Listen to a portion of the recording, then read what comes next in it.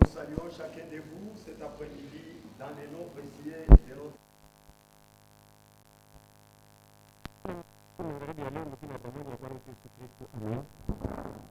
Chaque fois, nous devons remercier notre Dieu parce qu'il nous accorde toujours. et il est très bon envers chacun de nous.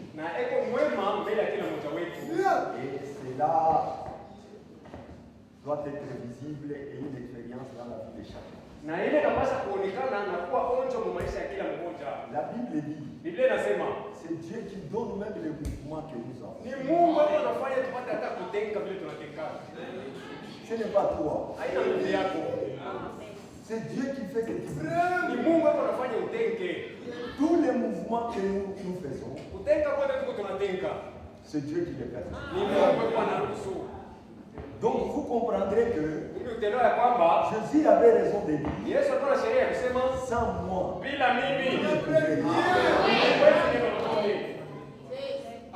nous devons être collés à notre Seigneur. Il est tout pour nous. On a toujours dit ici, vous pouvez manquer quelque chose dans ce monde, manquer l'argent, manquer les champs, manquer les vêtements, manquer même la nourriture, mais ne manquez jamais Christ dans la vie. Parce qu'après tout, même ceux qui se révoltent contre Christ, mais à la fin ils vont les rencontrer. C'est lui qui est le final. Comme Job le disait, mon Rédempteur est vivant. Il s'élèvera les derniers. Que Dieu bénisse vous. Nous avons une requête. C'est des frères Nathan. Le frère Nathan qui travaille chez les Chinois. Il a son petit shop à côté de là où le frère Pascal et les autres sont en train de souder là. Sa femme a été opérée lundi. Elle est à l'UNICEF. Il a communiqué cela. Et il demande la prière pour que Dieu puisse intervenir. Et à vous à qui on adresse cette communiqué, c'est pour vous dire que passez les fois. Je demande aussi la prière. Je suis un peu dérangé par la toux. Moi, quand la toux me saisit, ça accompagne des courbatures et des fièvres. Mais on est là pour l'amour de Dieu. Devons-nous pour lire la parole de Dieu. Recevez encore les salutations des frères chrétiens de Moukéa. Il vous a salué, en particulier le frère Josué. Nous lisons dans notre écriture de dimanche, c'est toujours dans Genèse chapitre 2. Nous lirons au verset 15.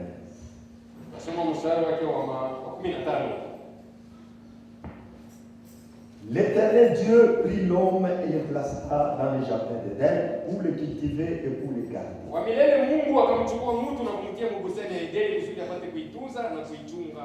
L'Éternel Dieu donna cet ordre à l'homme: tu pourras manger à tous les arbres du jardin,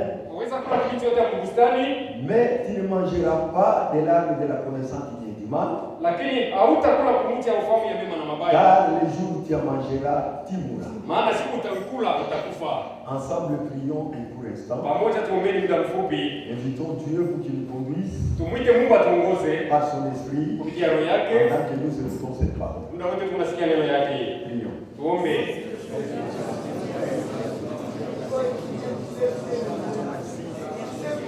Reconnaissant dans cette journée que tu nous accordes. C'est par ton amour que tu as fait cela. Et nous sommes reconnaissants, Seigneur. Comme tu l'as dit dans ta parole, l'homme ne vivra pas du pain seulement, mais de toutes paroles qui sont dans la bouche de l'Éternel. C'est pourquoi ce corps a été nourri. Il a été lavé, il a été vêtu. Maintenant, c'est le temps de nourrir l'homme intérieur, de laver l'homme intérieur et de le vêtir au moyen de ta parole. Sois avec nous. Donnez-nous un entendement spirituel. Descends au milieu de nous, Seigneur. Oint ton Église par l'action de ton esprit. Et que depuis la chair jusqu'au dernier banc, que nous tous soyons enlevés dans les lieux célestes en Christ. Pour comprendre le merveille, Seigneur, que tu nous accordes par ta grâce. Comptant sur ta bonté, bénis la présence de chacun de nous. Nous avons appris l'opération de notre frère, c'est-à-dire sa femme a été opérée, ils ont déchiré par les bisous, mais tu es le seul à pouvoir encore de la guérison de notre Seigneur. Et bénis la parole qui vient d'être lue. Jusqu'à la fin, nous ta présence. Au nom de notre Seigneur Jésus-Christ. Amen. Mettez-vous. J'ai lu encore, toujours dans Genèse 3, verset 17. Il dit alors, puisque tu as écouté la voix de ta femme, et que tu as mangé de l'arbre au sujet duquel je t'avais donné cet ordre, tu n'en mangeras point. Les hommes seront maudits à cause de toi. C'est à force de pain que tu en tireras la nourriture. Tous les jours de ta vie. Il te produira des épines et des ronces. Et tu mangeras de l'herbe des champs. C'est à la sueur de ton visage que tu mangeras du pain. Jusqu'à ce que tu retournes dans la terre d'où tu as été pris.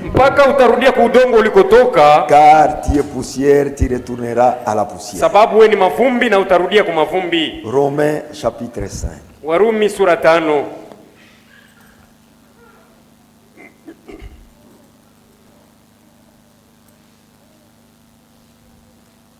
Nous lisons au verset 12. C'est pourquoi, comme par un seul homme, le péché est entré dans le monde, et par le péché, la mort. Et qu'ainsi, la mort s'est étendue sur tous les hommes, parce que tous ont péché. Que Dieu bénisse cette lecture de la parole. Amen. Nous parlons sur la mort. Nous voulons comprendre au moyen des Écritures qui est la vérité de Dieu. Qu'est-ce que la mort? D'où est venue la mort? Où est-ce que l'homme va après la mort? Est-ce que les morts participent à ce que les vivants font sur la terre? Est-ce que les fantômes existent-ils? La Bible nous dit, ici c'est le prophète qui fait cette déclaration. Toute question biblique doit avoir une réponse biblique.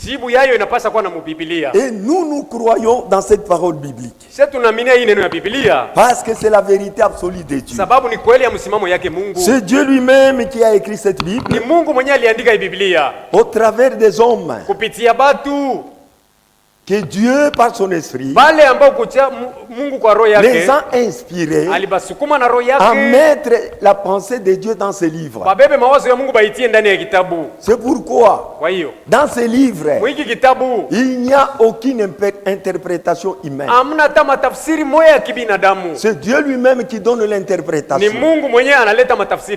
C'est pourquoi dans la dernière... dans les derniers livres de l'Apocalypse,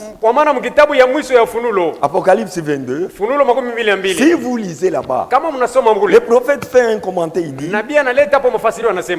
C'est un livre officiel. Ni kitabu kenye kuwa wazi. Là où Jésus-Christ a apposé sa signature. Mule Yesu Kristo alitia saini yake. Pour dire kwa maanisha quiconque yeyote ajoutera atasubutu à kuongeza cette parole de la prophétie. Oui, neno ya unabii. Et tout celui na yeyote qui ule retranchera, atasubutu kupunguza, en tout cas il ne restera pas impie. ule hatabakia bila apizo. Ça c'est la signature de toute cette Bible. Hii ndio saini ya Biblia yote Et mzima. on doit respecter Na cela. tunapaswa kuiheshimu. Et la vérité ne vient que de Dieu. Na ukweli unatoka mpaka kwa Mungu. La Bible nous dit Biblia inatuambia que tout homme sur la terre kusema mtu wote pa dunia soit considéré menteur. ajulikane kuwa muongo. Seul Dieu Peke yake Mungu doit tu être considéré vrai. ndiye anapaswa kuonekana wa kweli. Alors croyons Kumbe tuamini tout ce qui est sorti de sa bouche yote ilitoka mkinywa yake pour Mungu que nous puissions comprendre ili tupate kuelewa là où nous venons kwenye et tunatoka où nous allons. na ni wapi tunaenda. Nous avons dit ceci. Tulisema hivi, On doit connaître l'origine de la mort. tunapaswa kujua kule ilufu ilianzia. Comme les gens ne savent pas où la mort est venue, Sasa vile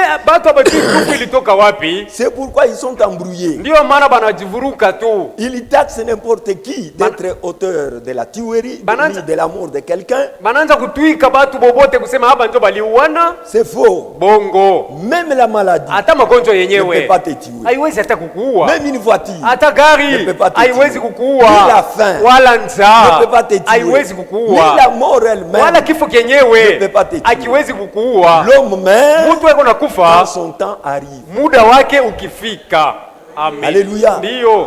L'homme ne meurt qu'à son temps. Mtu eko anakufa mpaka wakati yake J'ai déjà balimpangia. vu les gens Nisa unaka batu tomber malades analukula jusqu'à maigrir mpaka anakonda comme une fourmi. anakuwa sa nyengelele. Quand vous les touchez, Ukimugusa vous touchez les os. ni mifupa tu, Mais au bout des années, lakini kisa miaka ils reviennent. anarudia kumaisha kwa afya se. L'homme reprend sa forme. Mtu anabeba umbo yake alikuwa Si nayo. la maladie avait le pouvoir de le tuer, Magonjwa ingelikuwa na uwezo wa kumuua, il devait le tuer sasa ilipasa kumuua dans cet état-là où il était. mwile hali alikuwa nayo ya C'est pourquoi mwembamba. nous vous disons Ndio maana que tunamiambia la kuwa maladie ne tue personne. magonjwa haiwaki mtu. L'homme meurt quand son temps est venu. Mtu anakufa wakati muda wake unafika, Et vous comprendrez avec moi que na tutaeleweni pamoja ya kwamba après la chute de l'homme, kisha tu kuanguka kwa mtu, Dieu devait apporter la solution à la mort. Mungu alipasa kuleta suluhisho kwa ile kifo, Et la mort na kifo est intervenue kilionekana parce que l'homme a transgressé la loi de ni Dieu. juu mtu alivunja sheria ya Mungu. C'est pourquoi il est dit Ndio maana inasemewa dans Romains chapitre 3, Warumi sura 3, au verset, c'est Romains chapitre 3, verset 26, je crois. Warumi 3:26 Ou Tanzania, Romains 6, 23, wala Warumi sura 6 mstari wa il est dit 13 ceci. wanasema hivi, Le salaire du péché, mshahara wa dhambi c'est la mort. ni lufu. Alléluia. Amen. Comme l'homme avait péché, Sawa vile mtu alitenda dhambi, il devait avoir un salaire. alipasa kupata malipo Et yake, le salaire, na malipo ile c'est la mort. ilikuwa Et kufa, cette mort na ile kifo a eu bel et bien lié. kweli kilifanikana. Et Dieu devait amener la solution à la mort. Sasa Mungu alipasa kuleta jibu kukile kifo. Quand nous lisons dans Romains 5, Tukisoma mu Warumi sura 5 au verset 14, mstari wa 14, cependant, bali la mort a régné depuis Adam jusqu'à Moïse. lufu lulimiliki kuanzia Adamu mpaka na wakati ya Musa, Même sur ceux qui n'avaient pas péché par une transgression semblable à celle d'Adam, hata pabali hapakufanya dhambi yenye nafanana na ya Adamu, lesquels étaient la figure de celui qui devait venir. ule aliyekuwa picha ya yule atakayekuja.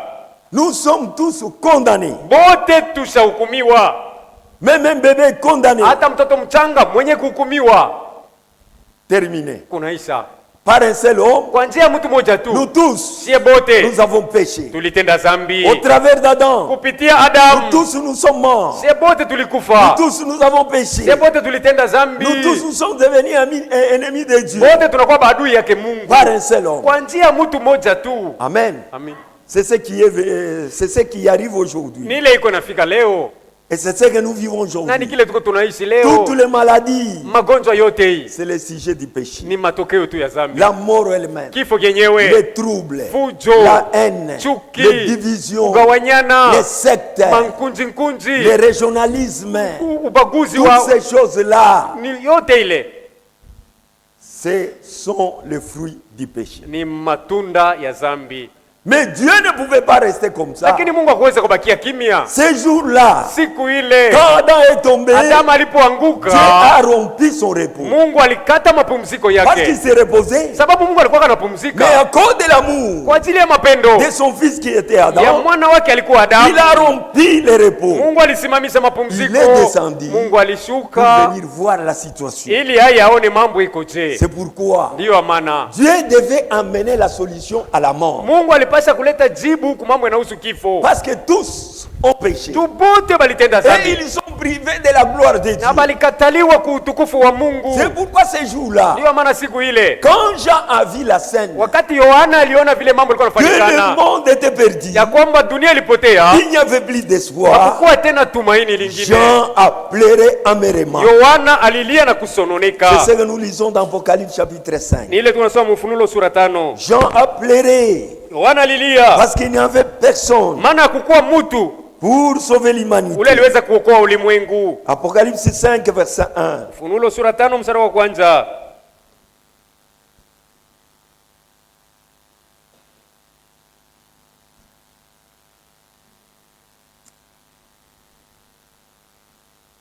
Lisons verset 2. Et je vis un ange puissant Na nikamwona malaika wa uwezo qui criait d'une voix forte, ule alipasa sauti ya nguvu. qui est digne d'ouvrir les livres Ni nani anastahili kufungua et kitabu d'en rompre les na sceaux? kuvunja mihuri yake? Et personne dans les cieux, Na akukuwa mtu mbinguni ni sur la terre, wala pa dunia ni sous la terre, wala kuzimu ni ne peut ouvrir les livres ni les regarder. mwenye ule aliweza kufungua kitabu wala kukitazama. Ce livre de la rédemption. Hiki kitabu cha ukombozi, Le frère Joël nous avait dit un jour ici ndugu Joel alituambia siku nyingine hapa que quand ce livre est tombé des mains d'Adam, kusema wakati hiki kitabu kilianguka kwa mikono ya Adamu, Dieu est descendu vite le récupérer. haraka Mungu alishuka kwenda kukinyang'anya. Si Satan l'avait récupéré, Shetani angelikibaza kwa baba wa kwanza, ce serait terminé. kwa ulimwengu ulipaswa Mais Dieu kumalizika, l'a récupéré lakini Mungu alitangulia kukibeba, parce qu'il y avait les revendications de nos vies là à l'intérieur. sababu ndani ya kitabu mlikuwa madai ya uzima wetu. C'est pourquoi ce livre se trouvait maintenant dans les mains de Dieu Ni lui-même, kwa maana ile kitabu kiko sasa mu mikono ya Mungu qui pekee. était le propriétaire Alikuwa mwenyekio de la vie wa éternelle. uzima wa milele.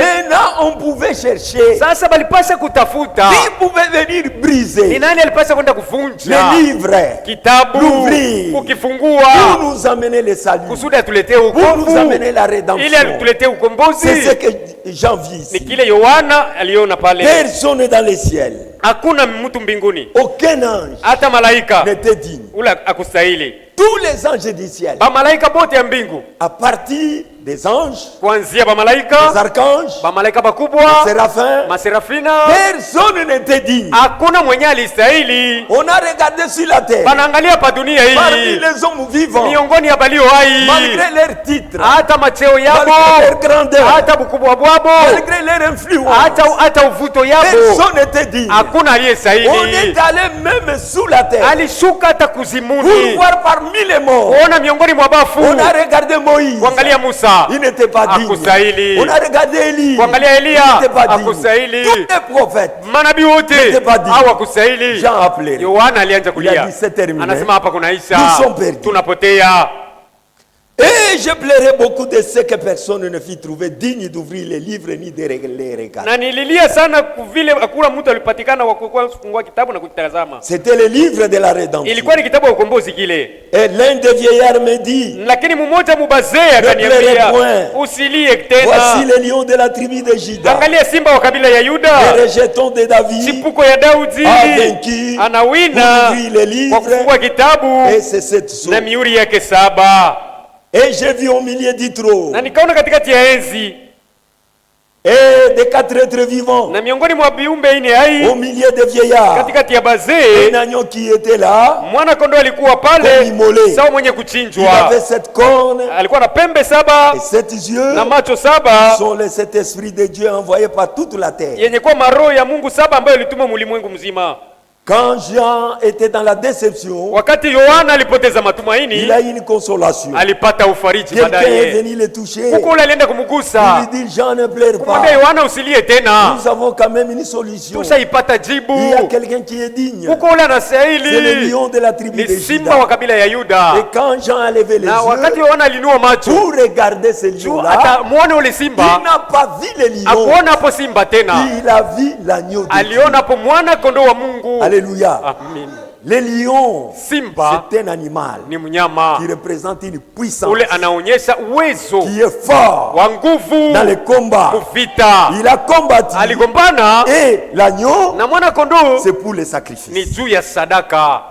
C'est pourquoi il a vu l'agneau Ni kwa maana Yohana alimwona mwana kondoo qui a été immolé ule alikuwa sasa mwenye kuchinjwa pour toutes les personnes dans le monde entier. kwa batu bote mulimwengu mzima. Il n'y avait personne pour payer les rachats. Hakukuwa mtu aliyeweza kulipa fidia, yani bei La ya mort ukombozi. s'est étendue Kifo kilijitandika par tout le monde. juu ya batu bote, Personne n'est pas digne. hakuna ule alistahili, Il n'y avait plus moyen de nous racheter. hakukuwa namna ya kutukomboa. C'est pourquoi mon frère, ma sœur, Ndiyo maana ndugu yangu na dada, la véritable religion, dini ya kweli c'est le ni christianisme. Bukristiani.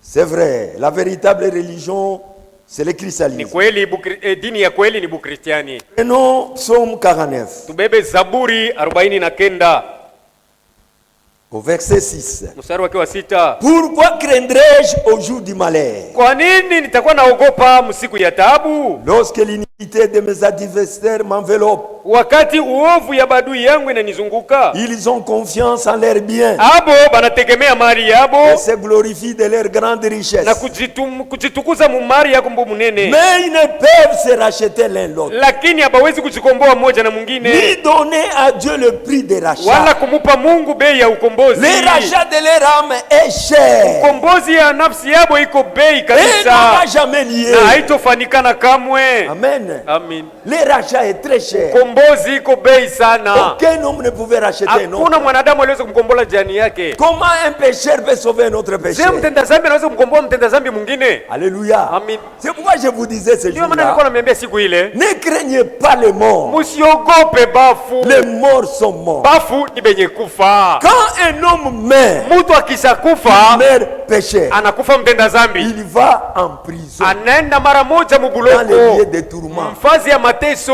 Il descend. Un anashuka. chrétien, quand il meurt, Kristiani akifa il monte. yeye kwa Il va anapanda, dans le paradis. anaenda mparadiso. Maintenant, Sasa je vous donne un exemple. nami pako mfano moja. Aujourd'hui, Leo hii quelqu'un qui vous a fait du mal, ule mtu mwenye alikukosea il vous dit, anakuambia je vais te combattre. takukombanisha, Mais vous le portez plainte, unaenda kumstaki, il est arrêté. banamshika, Il est mis en prison. banamtupa ndani. Comment il sortira de la prison Je, ule mtu mwenye kufungwa anaweza pour kutoka? venir te faire la guerre? Haya kwa kukombanishe tena, Il n'en sortira pas. hataweza kutoka. C'est la même chose avec les morts. Ni sawa sawa na bafu, Tous ceux qui sont prisonniers, wote benye kwa bafungwa ils ne sortiront pas hatatoka pour venir nous faire du mal. hii baye batutendee Parce que c'est mabaya, lui qui a les clés de séjour de sababu mort. ule kunafungua makao ya bafu C'est votre sauveur à ni vous, mwokozi wako weye qui ont notre Seigneur Jésus. aliye Bwana wetu Yesu Kristo.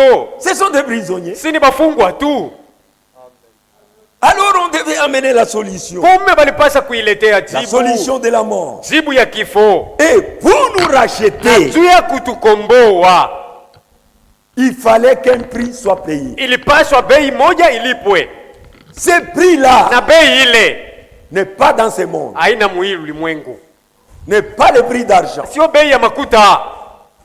Pour les rachats, Juu ya ukombozi, Dieu a exigé la mort d'un innocent. Mungu aliamuru kufa kwa mtu wasio na kosa, La mort d'un homme sans péché. kufa kwa mtu mwenye ule hana zambi. Mais où le trouver? Sasa ule wa vile alipasha Parce que kupatikana tous les wapi? hommes ont péché. Sababu batu bote walikuwa batenda Cet zambi. homme, on devait le trouver Ule où? mtu alipasha kupatikana wapi? Même les anges Hata ba malaika n'étaient pas dignes. haba kustahili. Parce que les anges Tuba malaika ne sont pas comme nous. hapana na umbo sawa yetu. Sont les êtres Hapo spirituels ni viumbe ya kiroho. qui n'ont pas un corps de chair. Hapana na kiwiliwili kia Parce que le minofu. péché est entré dans le corps de chair. Sababu zambi iliingilia kuingilia kumwili ya Alors il fallait un homme avec un corps de chair. Sasa ilimuomba mtu wa mwili ya mnofu pour venir racheter ceux qui sont tombés dans ce corps de chair. Haya wakomboe wenye alianguka katika mwili ya minofu. Mais où le trouver? Sasa alipaswa kupatikana wapi? Jean a dit dans les ciels. Yohana aliangalia mbingu. Personne n'y était. Hamna ule alikuwa hapo. Sur la terre. Pa dunia. Hapana ule alikuwa hapo. Sur la terre. Kuzimu. Personne. Hakuna ule alikuwa hapo. C'est pourquoi ndio maana Dieu lui-même Mungu mwenyewe alibamba maamuzi de devenir un homme. Kubadilika kuwa mtu. Amen. Amen. C'est ça le mystère de Dieu. Ndio siri yake Mungu. Christ est le mystère de Dieu révélé. Kristo ni siri ya Mungu yenye kufunuliwa. Dieu a pris la résolution de venir lui-même. Mungu alibamba maamuzi ya kuja mwenyewe. Parce que personne ne pouvait être sans péché. Sababu hakuna ule alipasha kuwa bila dhambi. Tout celui qui est né yeyote alizaliwa au travers d'une femme, kupitia mwanamke, il naît péché. Anazaliwa mtenda dhambi. Dès le ventre, tangu tu tumbo ya mama yake, il est déjà péché. Ni mtenda dhambi. Parce que l'acte que nous commettons, c'est l'acte qui était condamné déjà dans les jardins d'Éden. Maintenant il fallait qu'un homme vienne en n'utilisant pas la voix des hommes. C'est pourquoi quand Dieu a proclamé le salut depuis la Genèse, les prophètes ont commencé à parler. Amen. Amen. Les prophètes ont commencé à prophétiser. Ils ont commencé à parler sur les salut, sur la délivrance, sur les rachats. Et Isaïe a parlé, Jérémie a parlé, même la loi parlait de cela. Tout ce qui se faisait dans la loi, c'était le type de la rédemption que nous avons reçu en Jésus-Christ. Regardez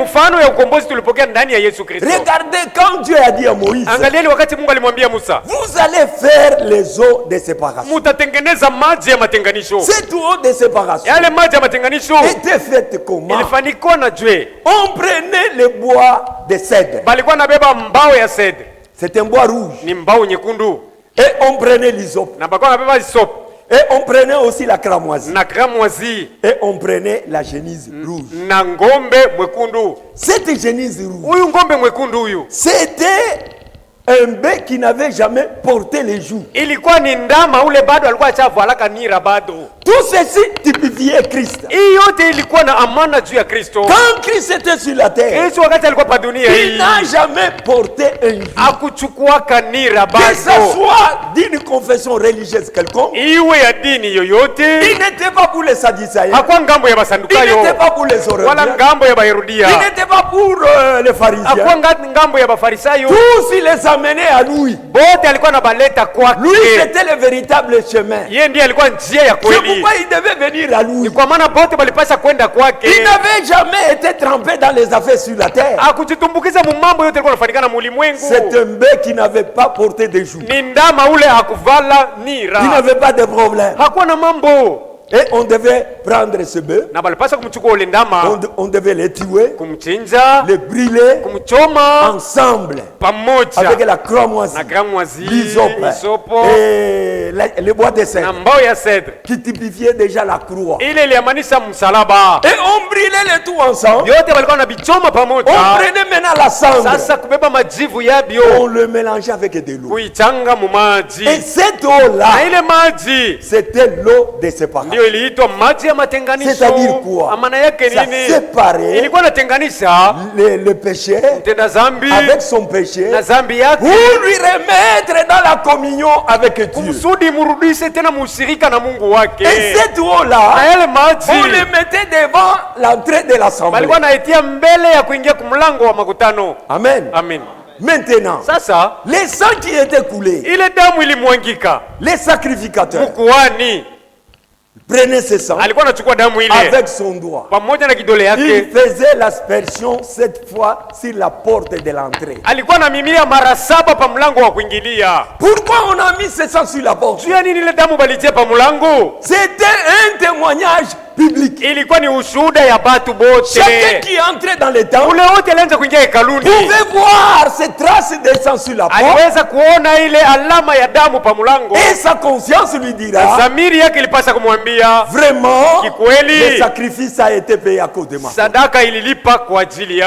un témoignage biblique. Et cet agneau-là, Dieu a dit à Moïse Mungu alimwambia Musa que cet agneau sera immolé en présence des sacrificateurs. kusema ule mwana kondoo anapaswa kuchinjwa mbele ya mkuhani. Qui était le sacrificateur Éléazar. Ule mkuhani alikuwa Eleazar. Et c'était le type de Christ. Na alikuwa ni mfano wa Kristo. Regardez. Angalieni. Quand Christ est allé Kristo alipoenda pour mourir, kwa kwenda on kufa, l'a condamné devant l'assemblée bali mhukumu mbele ya makutano et devant les na sacrificateurs. mbele ya mkuhani. Ils étaient là, Balikuwa les pale Caïphes et Caïphe tous les autres na sacrificateurs. makuhani bote Ils ont mnapaswa dit bali sema qu'il soit tué. auawe. Maintenant, Sasa Dieu, Mungu tout ce qu'il nous disait dans l'Ancien Testament, yote bila litangulia kutuambia magano la kale, c'était déjà le salut préfiguré en Christ ilikuwa ni wokovu, ilitangulia kusemewa ndani ya Kristo au travers des ombres et des images. kupitia mauvuli na mapicha. Maintenant, la réalité Sasa ukweli est kionyesho en Christ. kilikuwa ndani ya Et Kristo. cette eau-là, Na yale maji, l'eau de maji séparation, ya matenganisho on devait les garder walipasa kuilinda par une personne sainte kwa mtu mtakatifu en dehors du camp. nje ya kampi. C'est aussi un enseignement quelque Nayo part. ni mafundisho sehemu kadhaa. Cette eau de séparation, Yale maji ya matenganisho aujourd'hui c'est quoi? leo ni nini? C'est la parole de Dieu. Ni neno ya Mungu. Jésus-Christ est la parole. Yesu ndiye neno, Il est l'eau de cette séparation. ndiye maji ya yale matenganisho. Et cette eau de Na yale séparation, maji ya qui matenganisho est la parole, yenye kuwa neno doit être gardée pasa kulindwa par des personnes saintes. batu batakatifu. Cette parole de Dieu Ile neno ya Mungu ne peut pas être gardée haipaswa kulindwa dans une personne ndani ya mtu qui mmoja fume, ule qui kunafuta vole, eko qui naiba fait des jeux d'argent, eko nacheza qui mchezo wa fait franga n'importe quoi. eko nafanya izuru Non, nini? Hapana, la parole doit être neno gardée pasa dans kulindwa un lieu saint. mahali patakatifu. Même dans l'église, Hata ndani ya cette kanisa parole doit être gardée hii neno napasa kulindwa dans une église sainte kanisa iliyo takatifu pour que ça puisse accomplir kusudi itimize le pourquoi de son apparition. sababu ya kuja kwayo ile neno.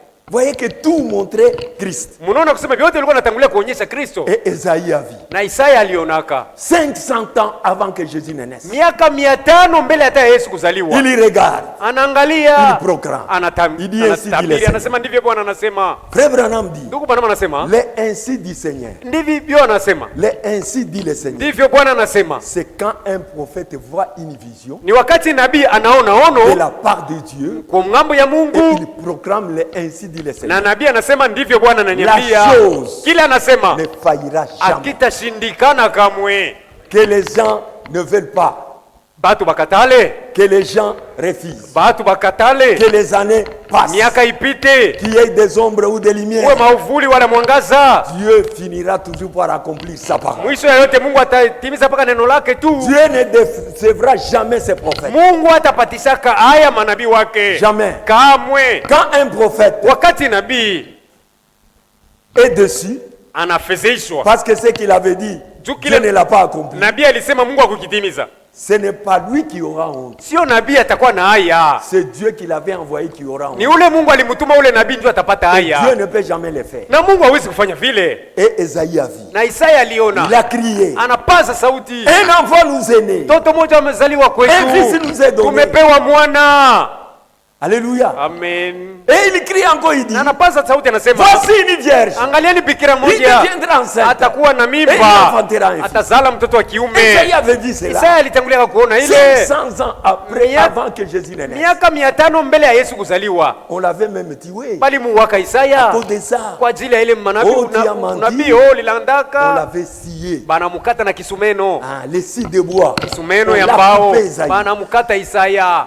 Mais après quelque temps, Lakini kisha muda fulani cette prophétie s'est accomplie. unabii wake ule ulitimilika, Ils se sont tenus la tête. balijishika kichwa Dire que nous avons kusema commis une kwamba erreur. tulifanya kosa, Mais c'était trop tard. lakini muda ulikuwa ushapita. Alors Dieu, Kumbe Mungu pour apporter la kwa solution, kuleta jibu il devait devenir un homme. alipasa kujigeuza kuwa Un mtu, homme qui est différent de tous les autres. mtu mwenye kuachana na batu bote. C'est Lakini pourquoi, kwa hiyo quand l'histoire d'Israël a commencé, wakati historia ya wokovu ilianza, Dieu a envoyé un ange Mungu alimtuma malaika dans une ville de Nazareth, mumuji wa Nazareti appelée Bethléem. unaitwa Betlehemu. Là, on a trouvé une jeune fille Kule kulipatikana msichana moja qui était mariée. jina yake Maria. J'ai toujours dit ceci. Nasemaka hivi kila mara, Cette promesse ile malako de mettre au monde le Messie, ya kumzala Masia, les sacrificateurs, bakuani les rabbins de ce temps, barabuni ba ile wakati, les lisaient dans leur synagogue chaque sabbat. kila sabato balikuwa naisoma masinagogi yabo.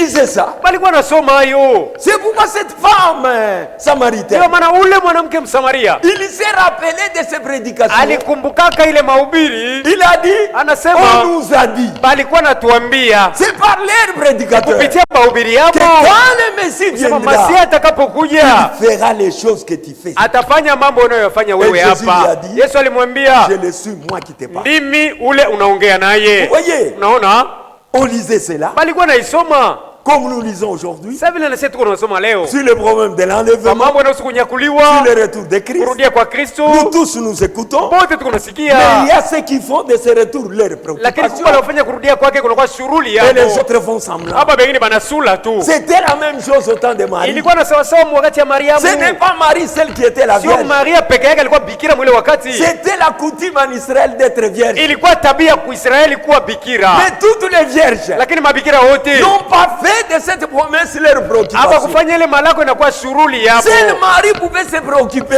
yake Maria alipaswa En se kuishughulikia demandant, mkujiuliza, comment une jeune fille non mariée peut mettre au monde? je, msichana mwenye hajaenda kundoa anaweza Et kuzala?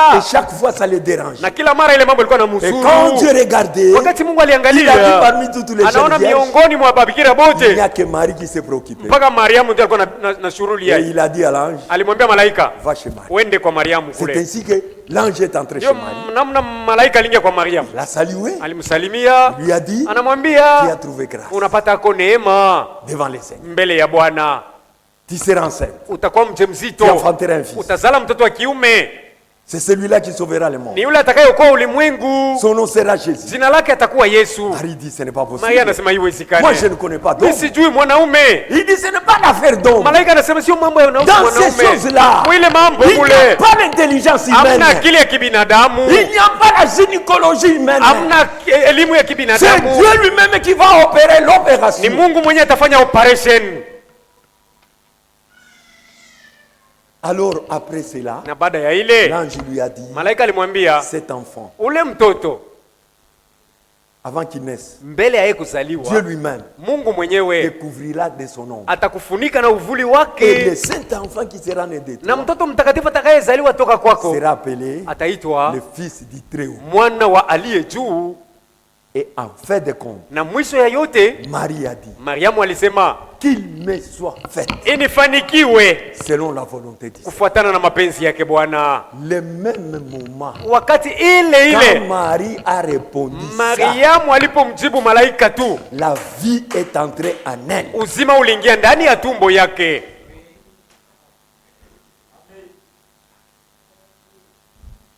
Elle a eu une grossesse Alipata mimba par la foi kwa imani au travers des oreilles. kupitia masikio. Il a écouté, Alisikia tu, il a accepté anakubali et il est tombé grosse. na anapata mimba, Et ça a dépassé Satan. na ile ilimpitia mbali kabisa Vous shetani. savez que Satan connaissait ses Unaweza promesses. kusema shetani alijua malaki yote hii, Il savait que quelqu'un viendrait alijua kusema kutakuwa ule atakuya pour le combattre. juu ya kumgombanisha, Mais il examinait toutes les femmes qui mettaient au monde. lakini alianza kuchunguza kuangalisha mwanamke wote walianza kuzala. C'est pourquoi rendez-vous compte. Ndio maana mkumbuke, Pendant la naissance de Jésus, wakati ya kuzaliwa kwa Yesu on a cherché à le tuer. balitafuta kumuua.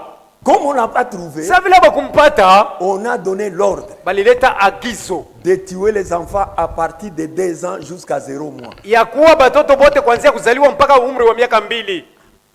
Pourquoi? Juu ya nini? En tuant les enfants, Mkuwa bale batoto on bote, pouvait atteindre aussi Jésus. na Yesu alipaswa kushikwa mbali Mais avant que cela n'arrive, lakini kabla ile mambo ifike, Dieu Mungu est venu dire à Joseph, alishuka kumwambia Yusufu, prends Marie, chukua Mariamu prends ton na enfant, mtoto va en Égypte. nenda kumisri. Ils sont partis en Égypte. Balienda kumisri. Le programme de Dieu ne peut pas échouer. Orodha ya Mungu haiwezi kushindikana. Personne ne peut faire arrêter la machine de Dieu. Hakuna anaweza kusimamisha elimu ya Mungu.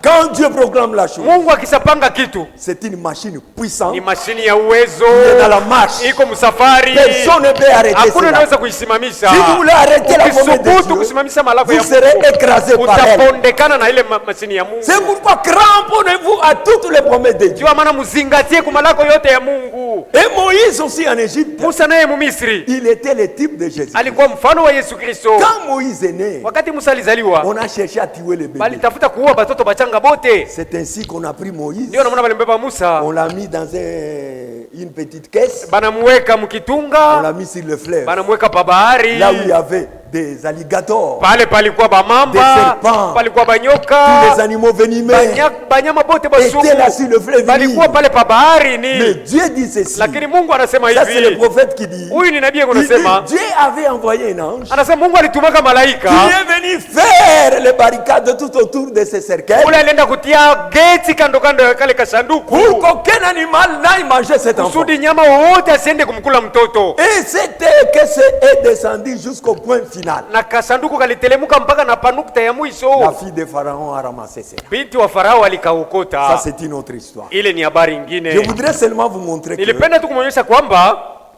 la venue d'un rédempteur kuja kwa mkombozi était déjà proclamée depuis l'Ancien Testament. kulikuwa kushatabiriwa tangu agano la kale Et ça devait s'accomplir maintenant dans le Nouveau na Testament. kulipasa kutimilika sasa mwagano jipya. Il fallait qu'il soit un homme sans péché. Ilipasa awe mtu bila dhambi. C'est pourquoi Dieu, Ndio maana Mungu il s'est formé lui-même un corps. alijifanizia mwenyewe Et ce mwili, corps-là, na ule il mwili s'est formé dans le ventre de Marie. alijifanizia mtumbu ya Maria. Dieu est très simple. Mungu yuko kujinyenyekeza kabisa. Il est né Alizaliwa comme un bébé. sawa mtoto il était un mchanga, Dieu. bali alikuwa Mungu. Tous ceux qui le regardaient, Wote walianza Il voyait un kumwangalia, bébé. walianza kuona hapo mtoto mais c'était mchanga, un lakini créateur alikuwa ni muumbaji pale. qui est né au travers d'un homme. Alizaliwa kupitia mtu, Et la parole de Dieu nous dit, na neno la Mungu inatuambia comme le dit le prophète, vile nabii naye anasema, il dit quand Marie mettait au monde, anasema wakati Maria alikuwa anazala il n'avait aucune sensation de douleur. hakusikia hata maumivu moya. Parce que la sensation de douleur Maumivu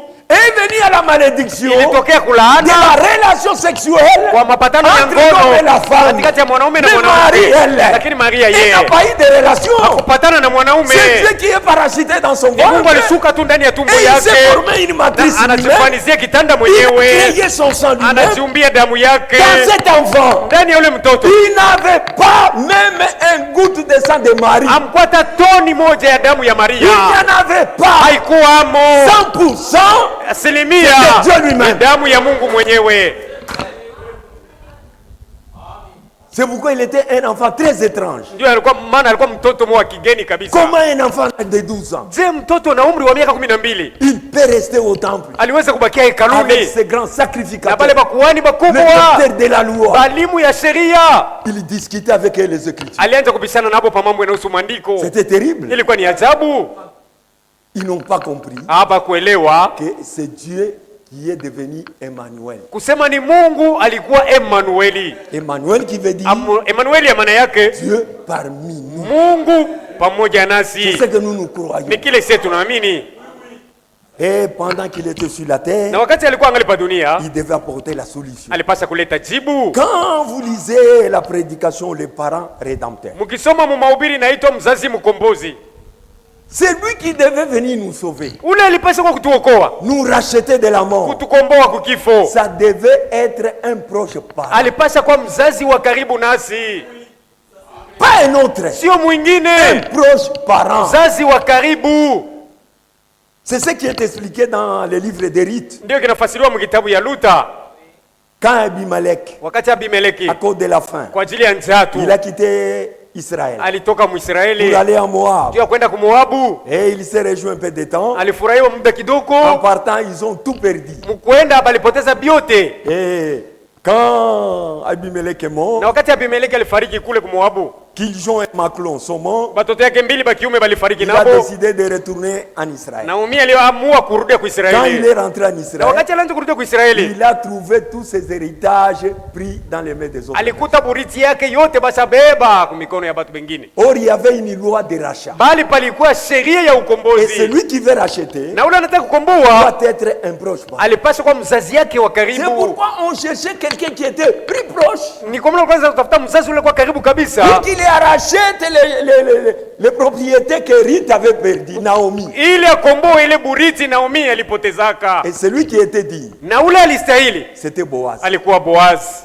C'est celui qui est allé réclamer ça. Ni yule alienda kudai Parce buriti qu'il yake. était un proche parent. Sababu alikuwa mzazi yake ya karibu. Alléluia. Amen. Maintenant nous, Sasa siye. notre proche parent, Mzazi yetu wa karibu. c'est Dieu lui-même devenu un homme. Ni Mungu mwenyewe mwenye kuwa mtu. Il fallait qu'il prenne le corps semblable à notre corps. Ilipasa abebe umbo yenye kufanana na mwili yetu. Pour qu'il vienne sur la terre, Kusudi ashuke pa dunia. qu'il sente qu'est-ce que c'est la maladie. Asikie magonjwa inaumaka je. Qu'il sente qu'est-ce que c'est la faim. Asikie njaa inaumaka Qu'il je. sente la mort c'est quoi. Asikie kifo ni nini. Afin de nous apporter la vie. Ili atupatie kusuluhisho.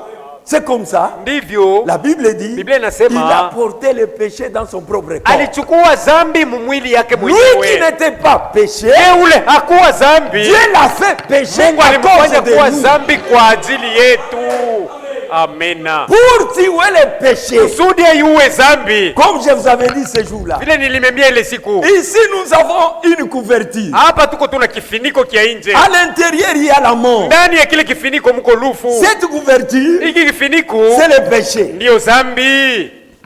On ne peut pas attaquer la mort Hakuna namna ya kufika pa kifo sans d'abord détruire le péché. bila kuharibu zambi Parce kwanza. qu'il est dit, Tu le inasemewa salaire du péché, mshahara wa zambi c'est la mort. ni mauti yenye kuwa Alors, ndani. pour attaquer la Umejua mort, kufika pale peko il kifo. faut d'abord détruire le Inapaswa péché. kuanzia kuharibu kwanza zambi. Parce que le péché, la mort est dans le péché. Juu kifo kiko ndani ya zambi. Et il fallait un homme comme celui-là Na iliomba mtu kama na ule qui devait venir ule alipacha kuja pour pouvoir nous racheter. kwa kuweza kutukomboa. Que Dieu bénisse. Mungu amibariki. Nous sommes rentrés un peu pour vous expliquer comment est-ce que le rachat de la mort a été fait. Tulienda kumifasiria ngisi gani ukombozi wa kifo ulipata kufanikana. Lisons un peu dans Philippiens 2. Tusome kwanza mu Wafilipi sura yake ya pili.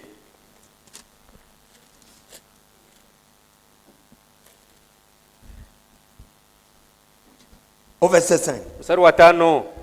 Ayez en vous les sentiments qui étaient en Jésus-Christ, Iweni ndani yenu na nia ilikuwa ndani ya Yesu Kristo. lesquels existant en forme de Dieu, Huyu mwenye kuishi muumbo ya Mungu n'a point regardé comme une proie à arracher, être égal avec Dieu. akuona sawa chakula kenye kufanana kunyang'anywa mbele ya Mungu, Mais c'est dépouillé lui-même, lakini alijivula mwenyewe en devenant semblable aux hommes, mkubebu kufanana na batu.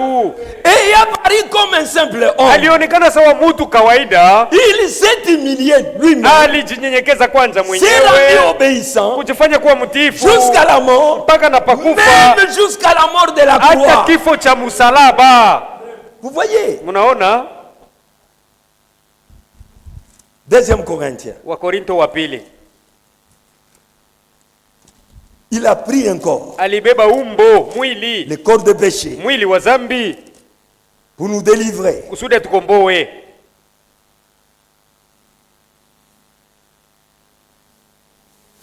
Au verset 20, 2 Corinthiens chapitre 5 verset 20.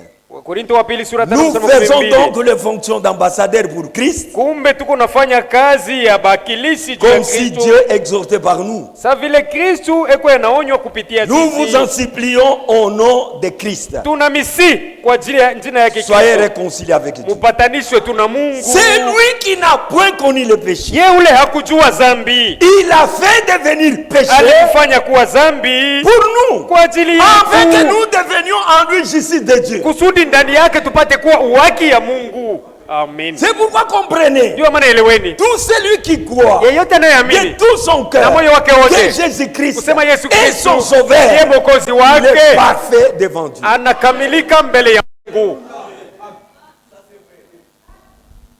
Dieu nous voit au travers Christ. Mungu eko anatuangalia kupitia Kristo. Ce n'est pas des histoires, Sio mahistoria tu, c'est une réalité. ni ukweli. Que Dieu soit loué. Mungu asifiwe. Nous avons déjà lu Romains 5:12. Nous savons que c'est le péché qui a amené la mort. Tunajua kusema ni zambi ilituletea kifo. Warumi sura 5 mstari 12. Si Adam n'avait pas péché, Adamu asingelitenda zambi, on ne pouvait pas mourir. tusingelikufa. Nous mourons parce Nakufa que le péché a existé. sababu zambi ilikuwako. Jacques chapitre 1. Yakobo sura ya kwanza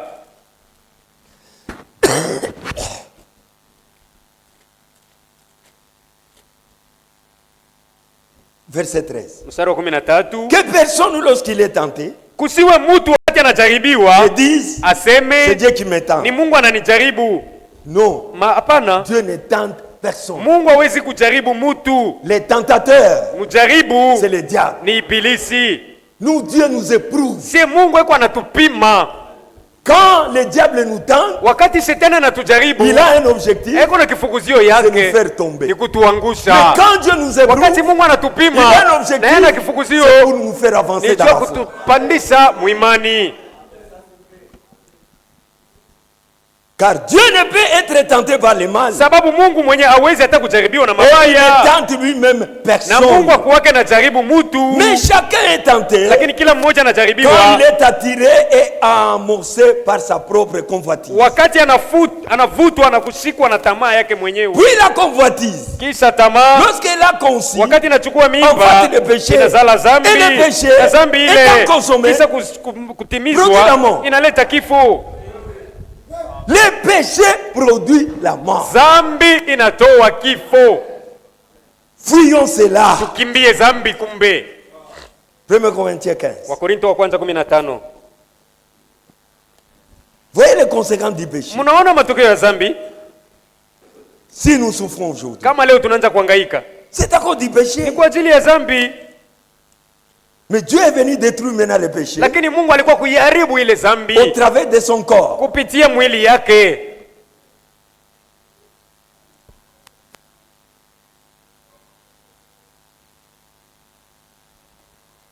Deuxième Corinthiens chapitre 15. Wakorinto wa pili 15. Verset 56. Mstari wa 56. L'aiguillon de la mort. Shindano ya lufu. C'est le péché. Ni zambi. La mort agit quand le péché est là. Lufu iko natumika wakati peko zambi. Et la puissance du péché, na uwezo wa zambi, c'est la loi. Ni sheria tu. Que Dieu bénisse. Mungu amibariki. Je vous lis dans la brochure les respects. Na misomea mu mahubiri inaitwa heshima. À la page 3. Ukurasa yake 3. Paragraphe 15. Aya 15. La loi du péché et de la mort. Sheria ya zambi na ya kifo. J'en ai été affranchi. Nilitiwa huru. Vous étiez une fois liés là. Zamani ulikuwa mwenye kufungwa pale. Voyez-vous? Si unaona? Mais maintenant, lakini sasa vous en êtes affranchi. Uko huru. Celui qui est affranchi, mwenye kutiwa huru, c'est celui qui a accepté les rançons que Dieu a payées. Ni ule alitika bei ya ukombozi ile Mungu alilipa.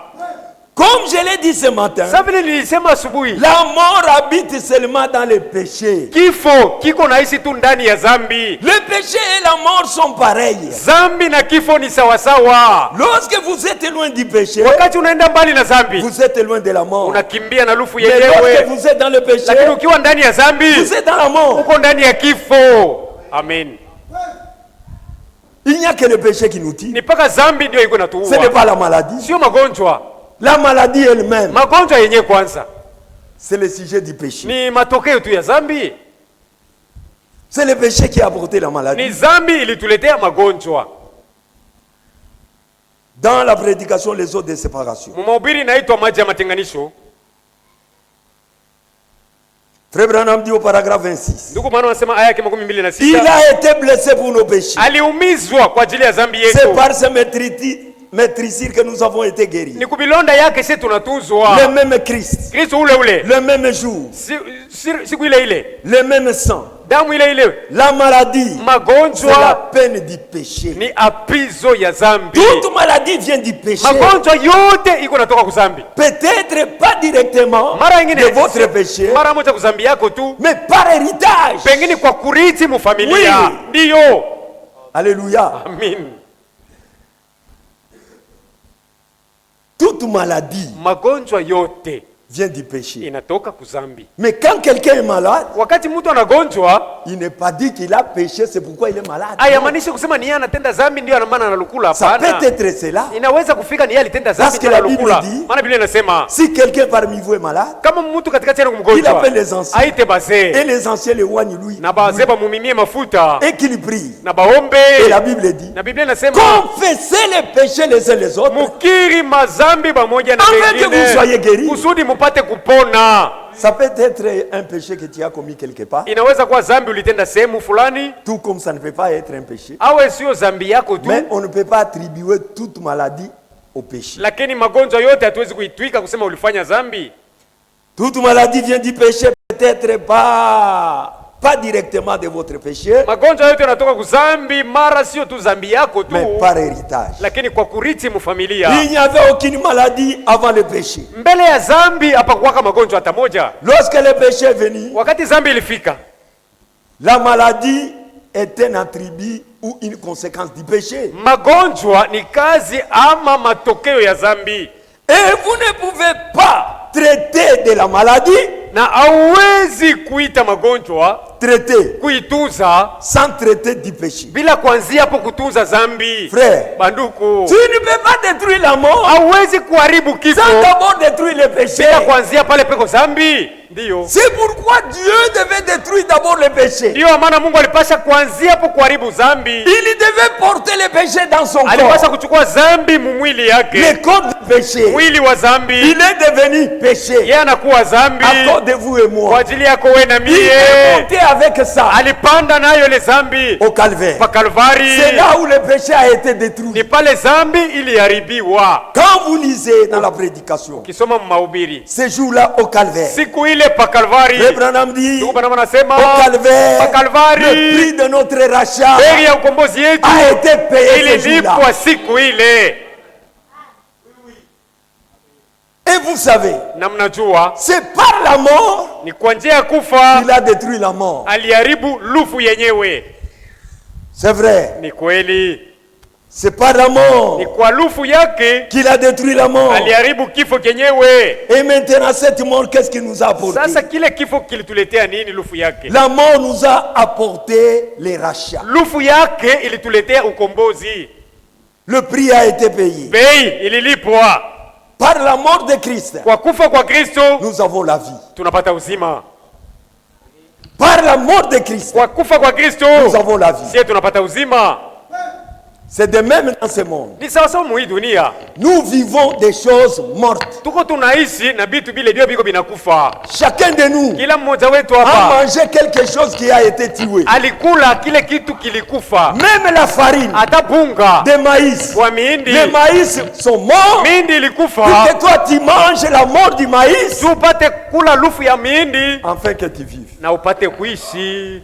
Amen. Les pommes de terre Hii viazi ya kizungu sont morts. ilikufa, Nous les mangeons. tunakula, Nous avons la force. sisi tunapata Et nous nguvu vivons. na tuko tunaishi.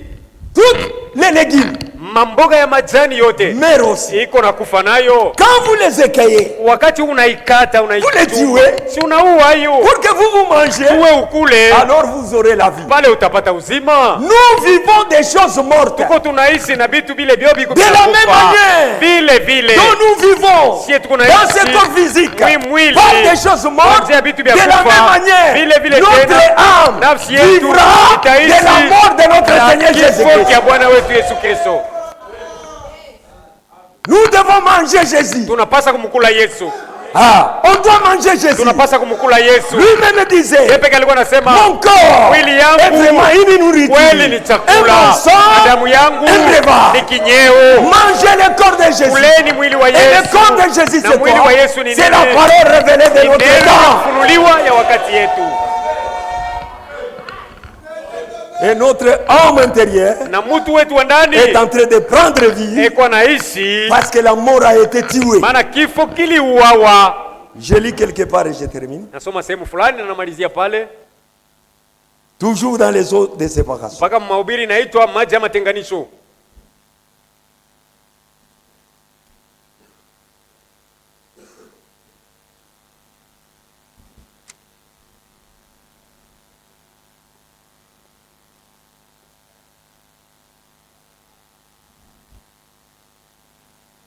Paragraphe 7. Aya 7 En bas, tellement en bas. kule chini sana. Nous ne pouvons être rachetés Tunaweza tu kukombolewa que par la vie au travers de la mort. mpaka kuuzima kupitia kifo. Si Christ n'était pas mort, Kristo asingelikufa, les rachats ne pouvaient plus avoir l'accomplissement. ukombozi usingelitendekana. Par sa mort, Kwa kufa kwake Kristo nous avons la vie. sisi tunapata uzima.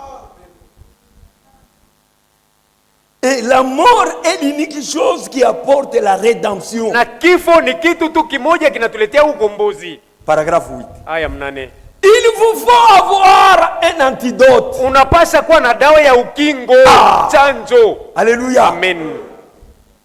L'antidote, c'est le médicament qui vous protège. Ile ukingo ni dawa iko na kukinga, dawa ingine. Qui peut combattre une maladie qui vient. Ile dawa inaweza kugombanisha magonjwa ile iko nataka kukuingilia. Vous avez entendu le vieil adage? Mulisikia ile fumbo ya zamani qui dit inasema on guérit la morsure des chiens avec le poil des chiens. Sumu ya nyoka beko banaitunza na manyonya yake ya imbwa. Beko banaitunza na manyonya yake imbwa. Kama imbwa anakuumiza, si un chien te mordait, umubambe.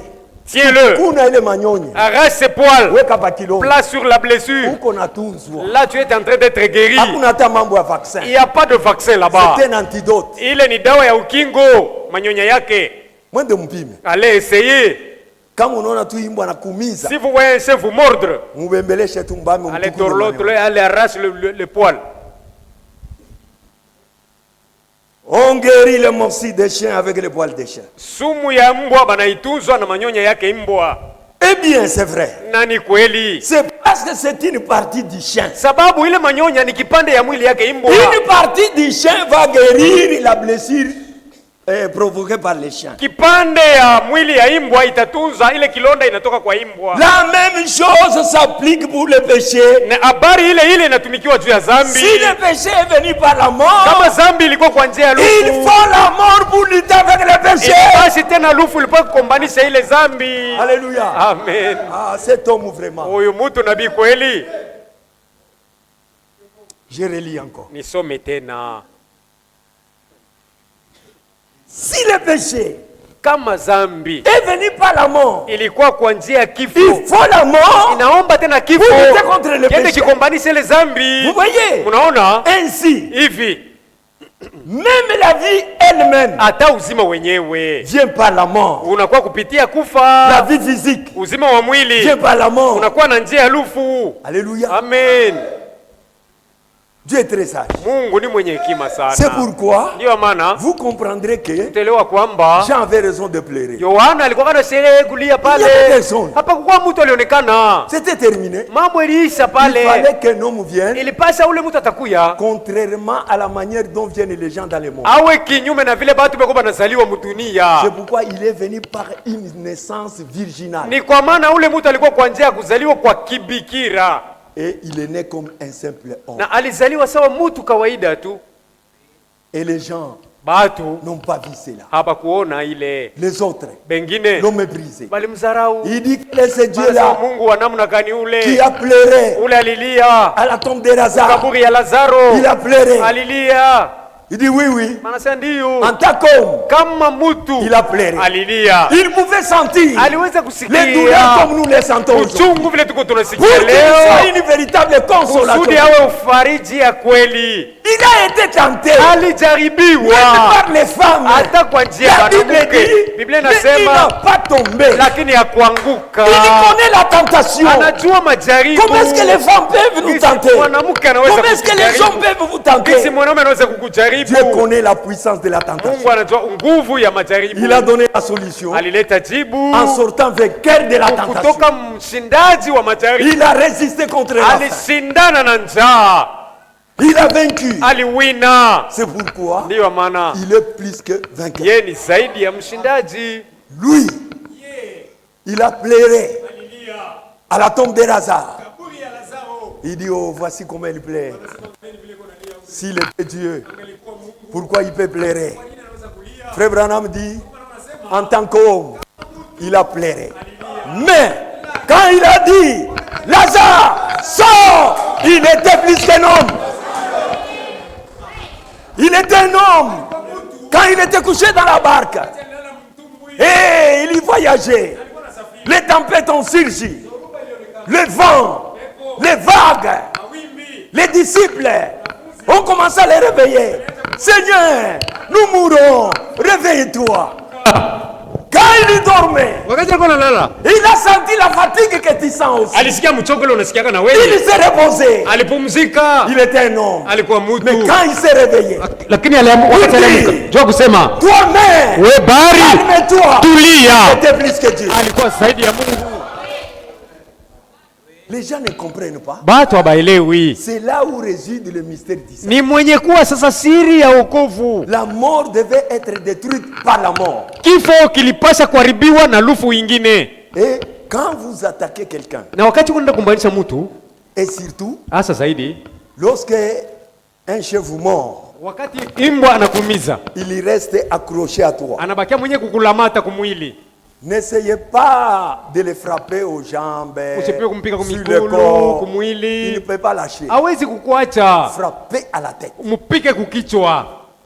À la tête, il y a une forte sensation. Kukichwa kuko kusikia kwa nguvu kabisa. Na pale pale anaweza kukuacha. Même le péché qui a été détruit, Adele zambi iliharibiwa, Dieu l'a attaqué à la tête. Mungu alipigia kukichwa. Le péché a été attaqué à la tête. Zambi ilisambuliwa kukichwa. Parce que dans la Bible, dans Genèse 3, Mwanzo sura 3, il a été prédit ilitangulia kutabiriwa que le rédempteur qui viendra mkombozi atakayekuja écrasera la tête. Atapondaka la tête du serpent. Kichwa cha nyoka. C'est qui? Ni nani? Le diable. Ni shetani. Frappé à la tête. Pika kukichwa. Aujourd'hui, leo le péché zambi n'a pas de pouvoir sur nous. Haina tena na uwezo juu yetu. Le péché n'a pas de pouvoir sur nous. Zambi haina na uwezo tena juu yetu. Et nous-mêmes, nous ne commettons jamais le péché. Na sisi wenyewe hatutendaki zambi. Amen. Nous on commet des erreurs. Sisi tunafanyaka tu makosa. En tant que des humains, kama binadamu, nous fautons. Tunakotola. Mais commettre les erreurs, faire des péchés. Kutenda zambi. Non, non. Mbali na ile. Pourquoi? Juu ya nini? Les racines du péché n'est pas à nous. Mzizi wa zambi hauko hata ndani yetu. C'est pourquoi la Bible dit les enfants de Dieu ne pêchent pas. Ni kwa maana Biblia inasema watoto wa Mungu habatendaki zambi. Que Dieu vous bénisse. Mungu amibariki. Je termine avec un dernier paragraphe. Namaliza na aya ya mwisho.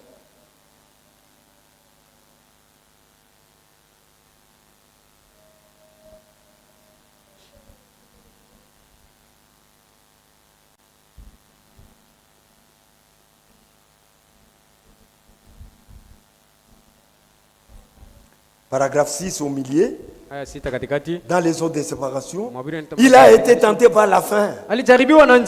Alors il a dit, l'homme ne vivra pas de pain seulement, mais de tout parole qui sort dans la bouche de l'Éternel. En effet, de même que l'homme naturel doit vivre de pain, l'homme spirituel doit aussi vivre de l'esprit.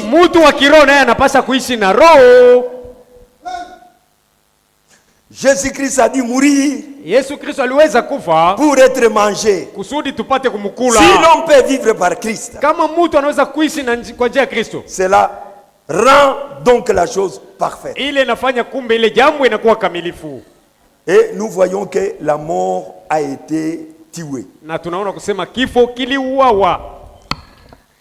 Cette mort qui est tuée, c'est la mort de l'âme.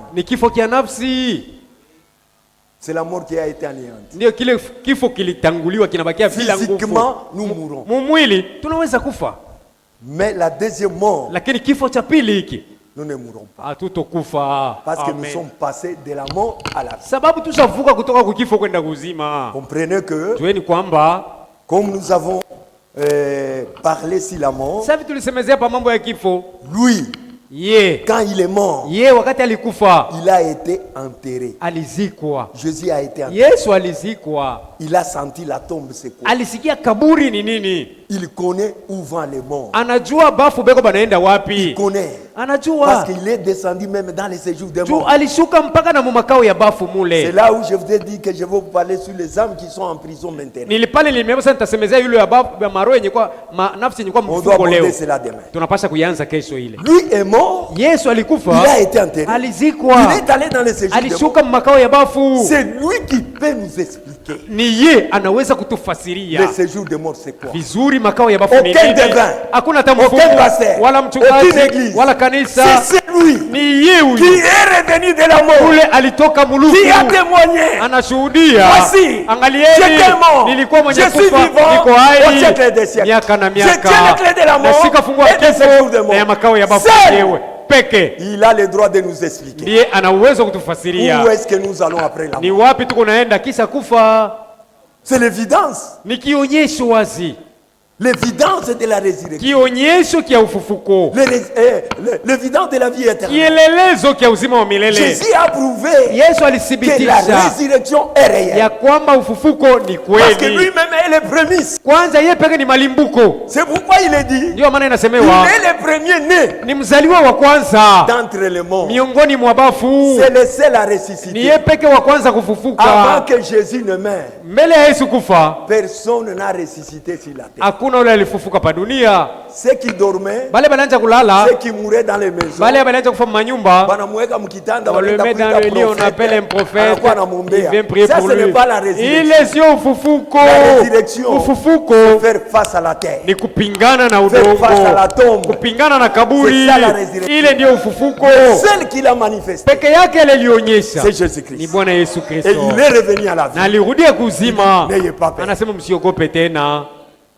Comme Josué sawa et Yoshua, Caleb, Caleb ils ont amené balileta évidence le vionyesho pays de Canaan. vya mwinchi ya C'est un Kenani. pays Ni nchi qu'ils ont ambayo entendu parler. balisikiaka tu habari. Il y a un pays Kuko où nchi coulait le kule miel. mnavua masia na asili, Mais ils marchaient, lakini balianza ils kutembea, allaient, balienda où ils ne connaissaient pas. kule Mais abakujua par la foi, kwa imani, ils savaient que balijua Dieu ne peut kwamba pas mentir. Mungu hawezi Ce kudanganya. pays-là Nchi ile existe. hakika iko. Un jour, Siku ingine Josué Yoshua a pris les espions. alibeba wapelelezi, Allez, bana mwende allez voir ce pays. mwende mwone ile Si nchi réellement il existe. kama kweli iko Ils wako. sont entrés. Baliingia, Ils sont venus balirudia avec les résultats de ce pays. na mapato, majibu ya ile nchi, Les raisins, mizabibu, les bananes, mandizi, les cannes à sucre, miua, les ananas, mananasi, tout. Ils vyote. ont dit, Balisema ce pays-là, hakika nchi existe. ile iko wako. voici l'évidence. Angalieni bionyesho, C'était la preuve ilikuwa ni que le pays vithibitisho existe. kwamba nchi iko. Nous aussi, Nasi il y a quelqu'un kuko qui ule nous a dit, il y alituambia a un pays kuna au-delà nchi des ngambo ya étoiles. nyota. Je vais vous préparer une Naenda place. kuniandalia nafasi. Quand j'aurai terminé, Nitakapomaliza je reviendrai. nitarudia. Il nous a donné la preuve Alitupa que ce pays-là kithibitisho kama ile existe nchi iko par sa kwa njia résurrection. ya ufufuko yake. C'est lui qui nie ça, Ula nakatala hii c'est sa faute à lui-même. kosa yake mwenyewe. La foi vient de ce qu'on entend. Imani inatoka kule tunasikia, Et ce qu'on entend de la parole. na yenyewe tunasikia kuneno ya Kristo. Que le Seigneur vous bénisse. Hivi Bwana Mungu amibariki. Si tu peux venir prier. Kama ndugu naweza kwa kuomba.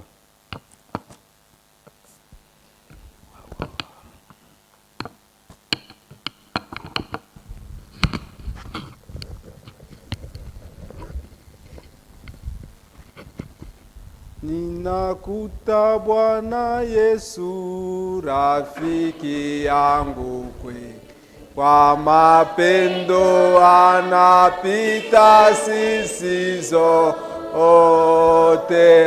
kwa matata musaidizi, kwa zamini mufariji wa huzuni yeye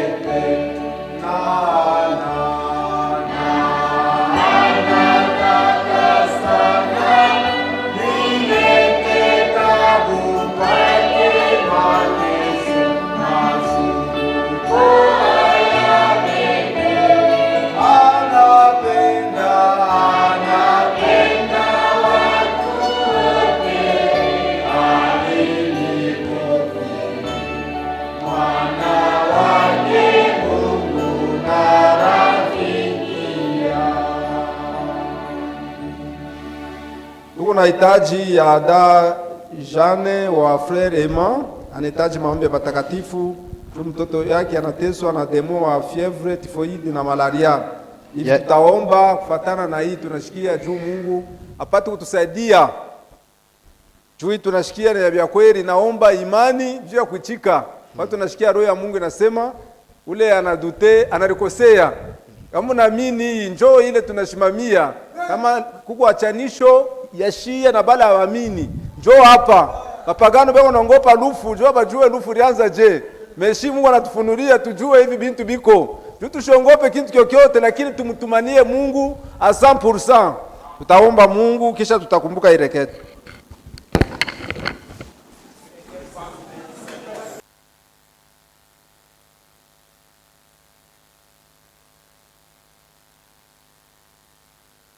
tunakupikia asante magharibi ya leo mjini Yesu Kristo. Kwa hivi ili kupendeza tupate kusanyika tuto tour ya hii fashi juu upate kutusaidia. Tunajua kusema hii fashi na chana na mafashi ya kuachana. Hii wakati kuma rassemblement mu mainchi ya kuachana parce que mafashi ingine inondation isha kuingia mu muginyi. Mafashi ingine va viola inapika muginyi. Mafashi ingine matribalisme manini mena bantu wanatu rassembler bafanye je. Mena solution il fallait bantu bakuya hapa basikie sauti yako. Jo tutajua Seigneur réellement mwisho hivi bintu vitakuya je. Parce que déjà washa kupredire kupitia ba prophète, kupitia ba nabii, kupitia ba mtumishi yako, kupitia bale bote ukaburia kazi ya kwenda kutangaza sauti yako. Balitangulia kusema hii dunia inaweza kufika mkondisio kani. Ulionyesha déjà d'avance que machafuko itakuya yulu sana.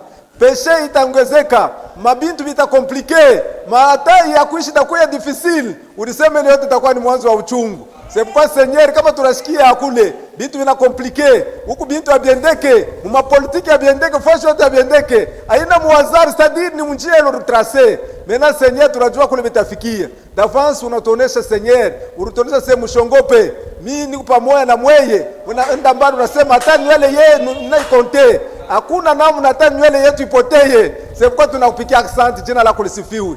Merci kwa kushikia neno lako ya uzima, neno lako Seigneur.